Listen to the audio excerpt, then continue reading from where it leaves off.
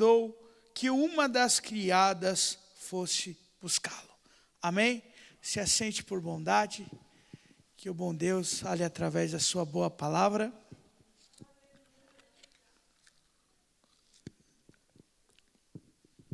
Nós estamos em um livro bastante conhecido das nossas vidas.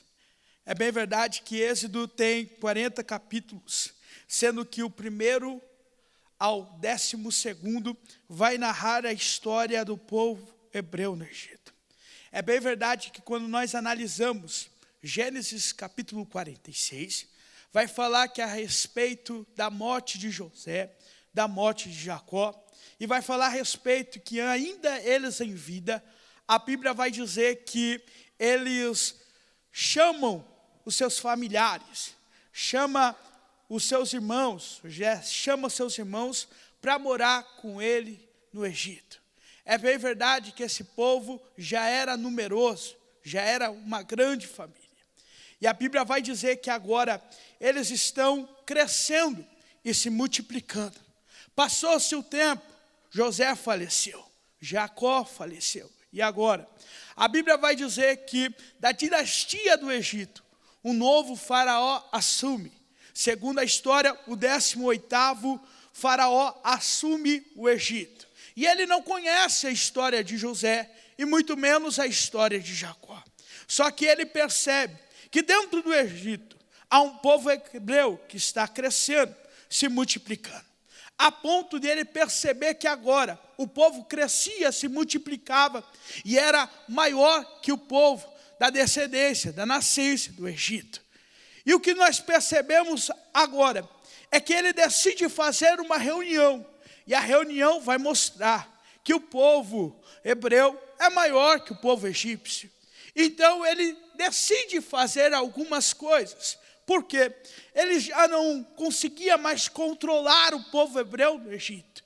E o que é que ele faz? A Bíblia vai dizer que agora, na reunião que ele está fazendo, ele decide aumentar as cargas, aumentar as tarefas, aumentar o trabalho, a ponto de olhar para eles e dizer: vamos vencer eles no cansaço, vamos vencer eles de uma forma que eles não possam crescer. Pois bem, a Bíblia vai dizer que quanto mais davam trabalho, quanto mais davam tarefa, quanto mais davam trabalho para o povo diminuir, mais o povo crescia. A ordem era: vamos derrotar eles no cansaço. Então dobraram as cargas, dobraram o trabalho. Mas quanto mais eles trabalhavam, mais eles cresciam. Quanto mais davam trabalho, mais eles cresciam. Venceram no cansaço? Não conseguiram vencer. Aí a Bíblia vai dizer que chegou a notícia a Faraó, dizendo: não conseguimos vencer eles no cansaço. E agora, o que vamos fazer? Então ele chama as parteiras, Sifrá, Puá, e dá a seguinte ordem para elas: vocês cuidam das mulheres grávidas, vocês ajudam na hora que uma mulher dá à luz. Então faz o seguinte: se for menina, deixa viver, mas se for menino, mata ele durante o trabalho de parto. Pois bem, parece que eu percebo uma olhando para a outra e dizendo: Sifrá, nós estamos aqui fazendo o parto de uma das hebreias, vamos matar os meninos. Uma olha para o outro e diz: não tem como matar. Por quê? Por causa do temor que elas tinham na mão do Deus vivo. Meu Deus, eu preciso dizer para alguém: Deus olha para essas mulheres e elas tinham tanto temor que uma olhava para a outra e dizia: não tem como matar aquilo que Deus colocou para nascer e crescer no Egito.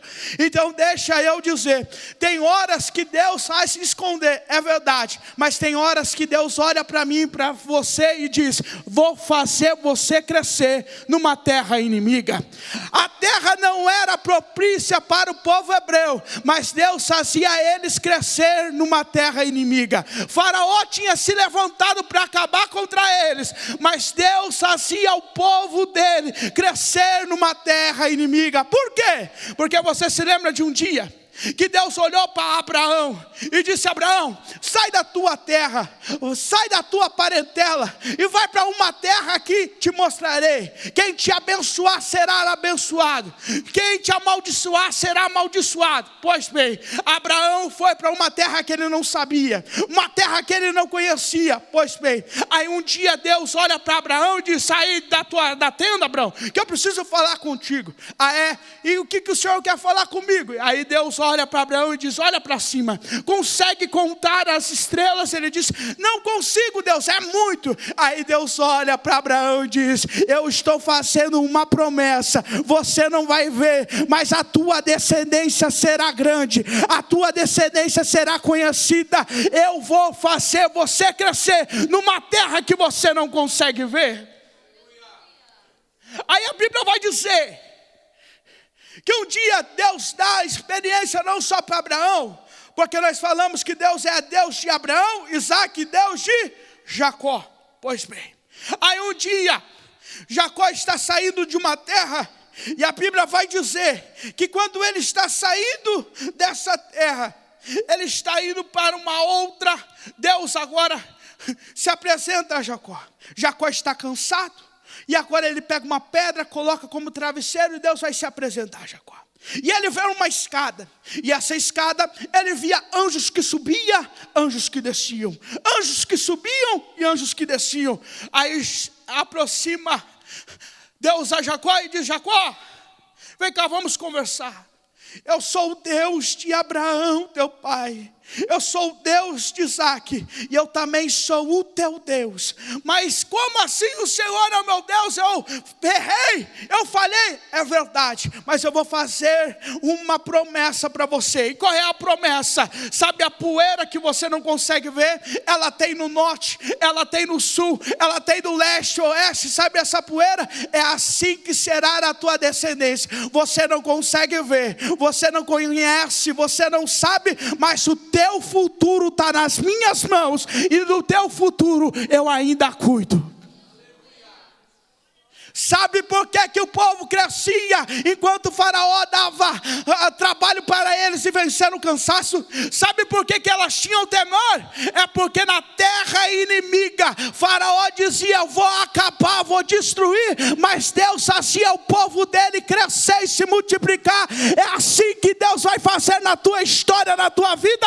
Você pode não perceber agora, mas teu futuro está nas palmas das mãos dele. Alguém disse que você não pode, alguém disse que você não consegue, mas os céus estão dizendo: o teu futuro ainda está nas minhas mãos.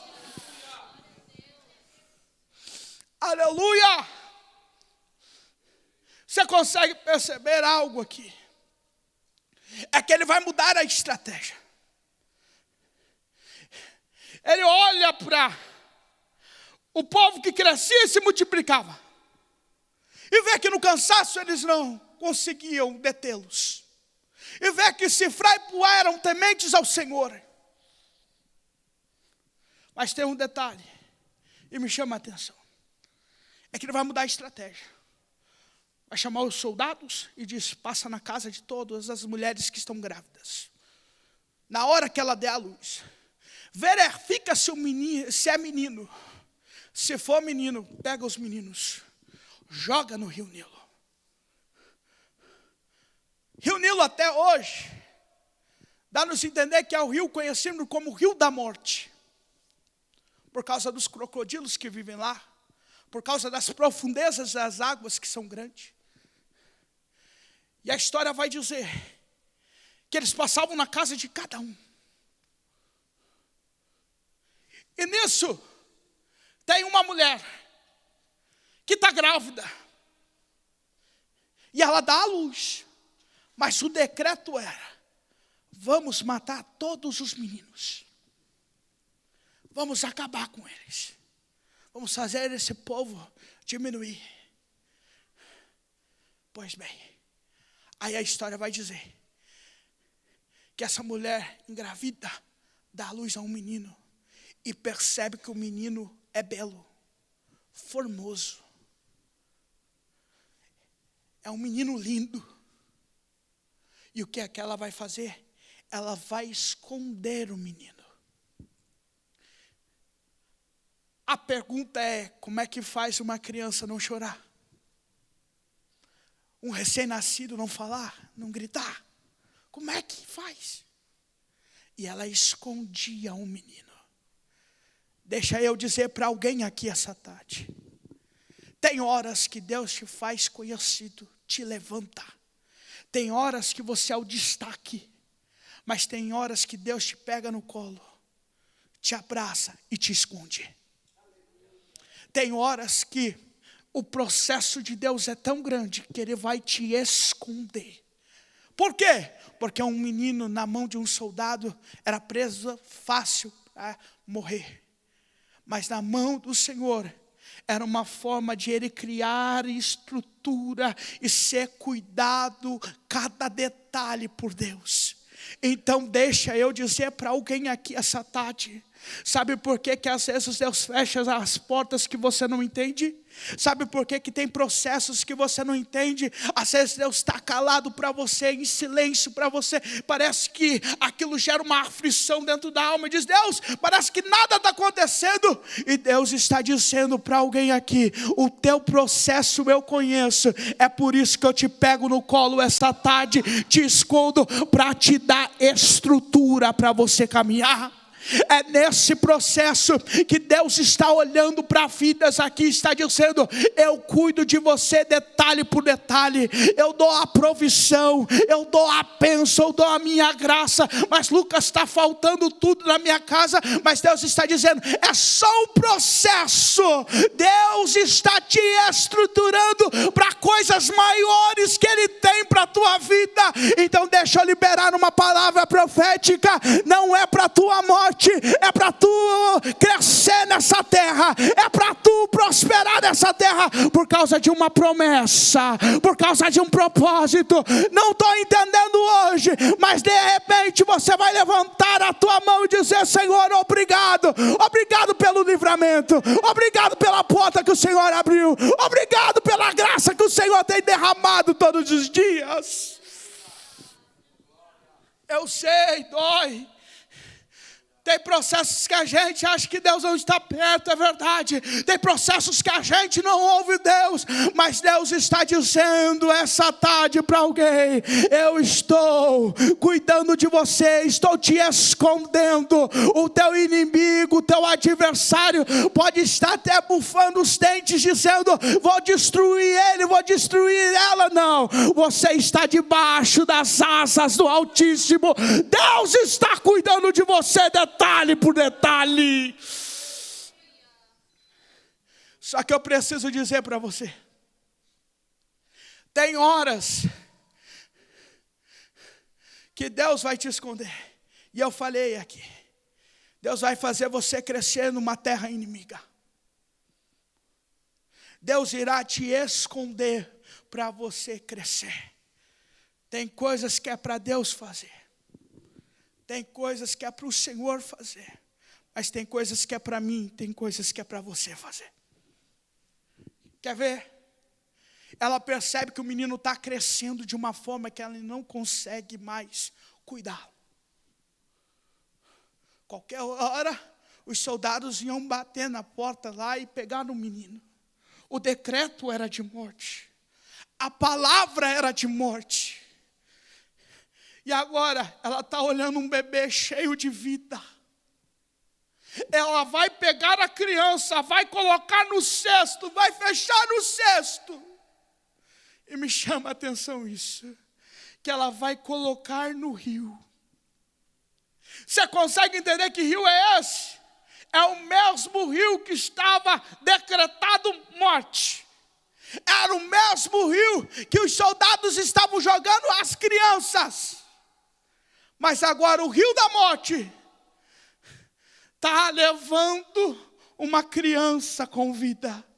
O rio da morte está levando alguém com vida. Deixa eu dizer. Filhos, a Bíblia diz que é herança do Senhor. Então ela pegou a sua herança e colocou no rio. Ela colocou tudo que ela tinha no rio. E colocou. Ela fez a parte dela. Por quê? Porque tem coisas que é para o Senhor, mas tem coisas que é para mim. E Deus está dizendo para alguém: eu não sei qual é a tua dificuldade hoje. Eu não sei qual é o teu problema. Eu não sei qual é a tua luta. Eu não sei qual é a tua dor. Quem sabe é a ansiedade, é a depressão. Quem sabe é a vontade de parar. Quem sabe é a porta que se fechou. É a doença que bateu na tua porta e entrou, e o mal do médico não é nada positivo. Mas os céus estão dizendo: coloca a tua dificuldade no rio essa tarde. Por quê? Ezequiel capítulo 47. Ezequiel está vendo os rios. Um rio que saía do templo. E ele escutava uma voz dizendo: Ezequiel, vem um pouco mais. Se aproxima um pouco mais. Deus está dizendo: sabe a tua dificuldade? É fazer você se aproximar um pouco mais dele. Não entendi, então lá vai. Sabe a tua dor? Quando você coloca a tua dificuldade, o teu problema nas mãos do Senhor, Deus está dizendo: agora se apega um pouco mais a mim, se apega um pouco mais à minha presença, se apega um pouco mais às minhas palavras. Eu acho interessante isso aqui. Por quê? Porque quando ela coloca a criança no rio, a irmã que só estava olhando para ver o que ia acontecer, a irmã que ia falar como é que a criança morreu, agora está percebendo um movimento no rio. E que movimento é? A princesa, a filha de Faraó, junto com as suas criadas, tomando banho. A história vai dizer que ela se aproxima, pega o cesto e abre o cesto e vê a criança lá. Deixa eu dizer, Deus não trabalha com 25% do milagre, porque se a criança tivesse só sobrevivido, estava bom, já estava até para agradecer ao Senhor. Deus não trabalha com 50% do milagre, porque se fosse só 50% do milagre, já estava até para fazer um culto de ação de graças e cantar mais grato a ti. Por quê? Porque a criança sobreviveu e alguém está cuidando da criança.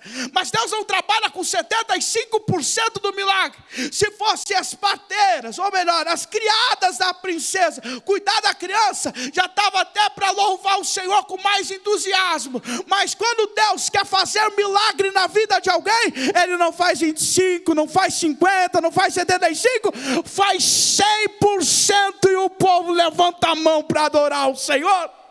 Por quê?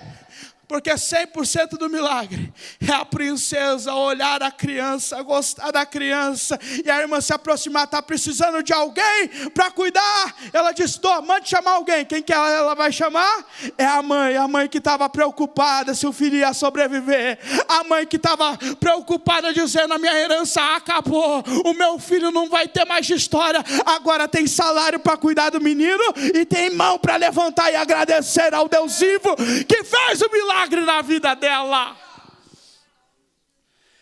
Eu me lembro, pastor Dorival, e eu termino agora, que eu estava acometido de um laudo médico de 6 para 7 anos. O médico chegou para minha mãe com os exames, disse: dona Débora, nós vimos o exame do Lucas, e o Lucas tem uma doença por nome de hidrocefalia. Para quem não conhece, hidrocefalia é água um pouco a mais do nível normal no cérebro.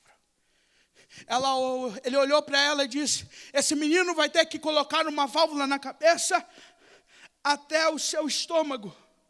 Esse menino não vai falar mais, não vai ficar vegetando numa cama, não vai conversar. Esquece esse menino, a história dele findou-se. Minha mãe foi para a casa da minha avó, minha bisavó, 46 anos só de ciclo de oração, 72 anos servindo ao Senhor, 72 anos de idade e servindo ao Senhor desde o berço. Pois bem, a minha avó deixou minha mãe no quarto, olhou para mim e disse: canta com a avó. Eu disse: vó, o laudo médico nada positivo. E a senhora quer cantar? Ela disse: se Ele te curar, Ele é Deus. Se Ele não te curar, Ele continua sendo Deus. E nós adoramos Ele por excelência.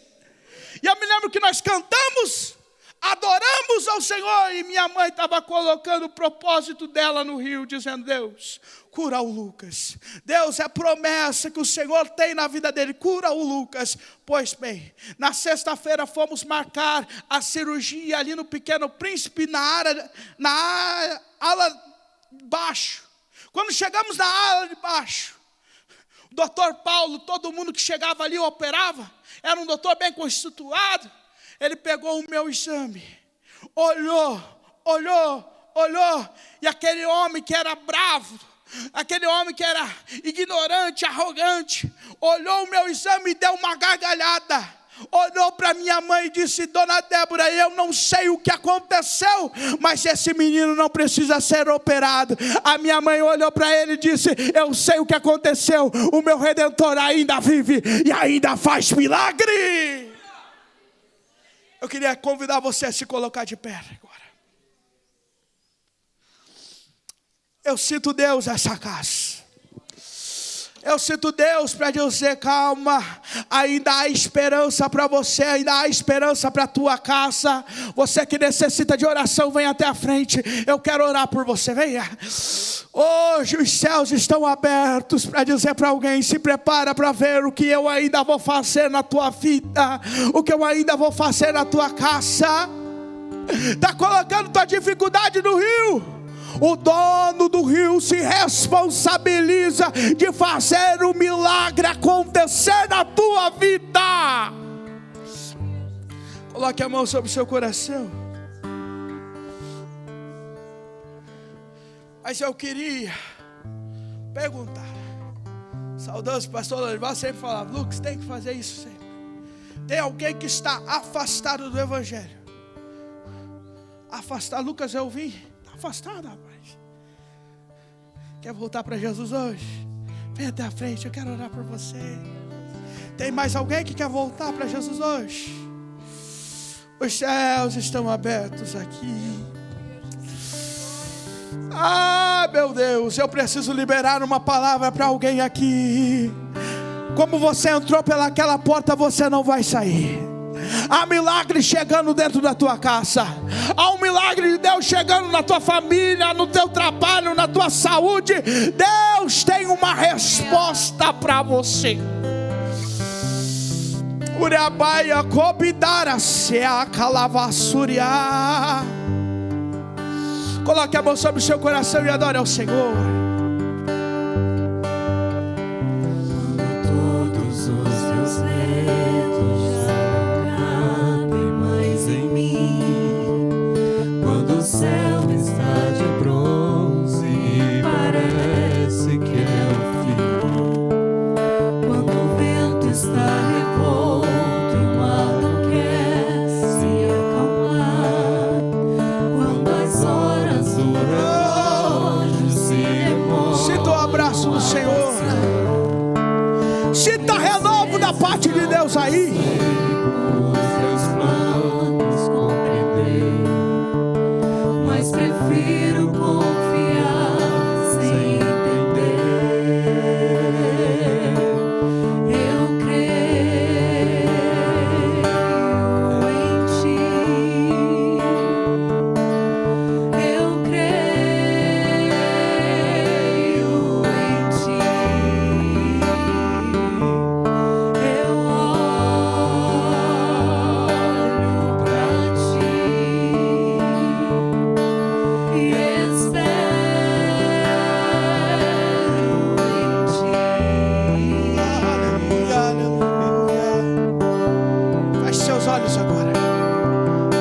Pai, nós oramos aqui pelos teus filhos. Senhor, uma alma está voltando aos teus pés, e nós te glorificamos a ti, Pai. Pai, olha para teu filho, olha para tua filha. Ajuda ele, Senhor, ajuda ela, Pai. Em nome do Senhor Jesus, receba renovo da parte do Senhor. Receba a força da parte de Deus. Receba o abraço da parte de Deus aí. Deus está te dando força, mulher. Deus está te dando força, rapaz. Deus está te dando a tua graça dele. Recebe a graça do Senhor. Nós oramos, Pai, pedindo as tuas mãos. Nós oramos e pedimos a tua presença. Nós oramos e pedimos o teu abraço.